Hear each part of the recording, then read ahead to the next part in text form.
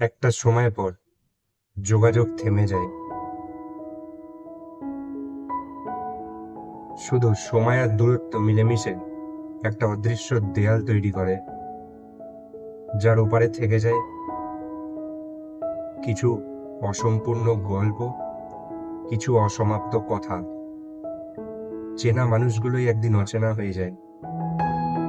যাদের সাথে প্রতিদিন কথা হতো, আজ তাদের নামটাও ফোনের স্ক্রিনে আর জ্বলে ওঠে না। চ্যাট লিস্টের একদম নিচে নেমে গেছে তারা। আর আমরাও কিছু বুঝে না বুঝে সরে এসেছি যেন অনেকটাই দূরে।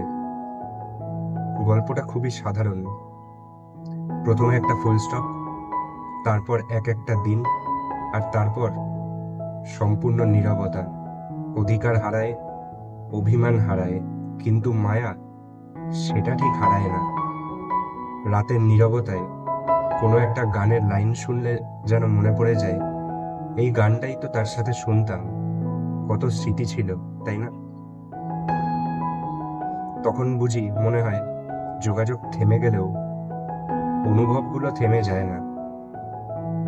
সময়ের সাথে সাথে ভালোবাসা হয়তো মুছে যায়, কিন্তু হৃদয়ের কোনো একটা কোণে তার নামটা পার্মানেন্ট হয়ে থেকেই যায়।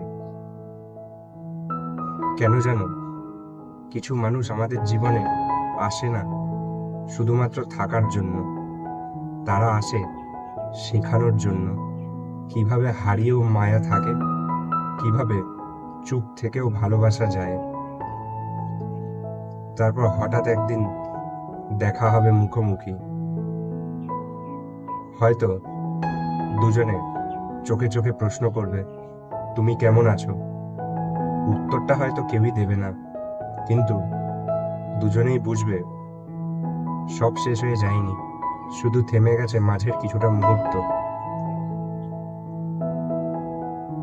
তাই মনে রাখবে, যোগাযোগ বন্ধ হয়ে গেলেই সব সম্পর্ক শেষ হয়ে যায় না।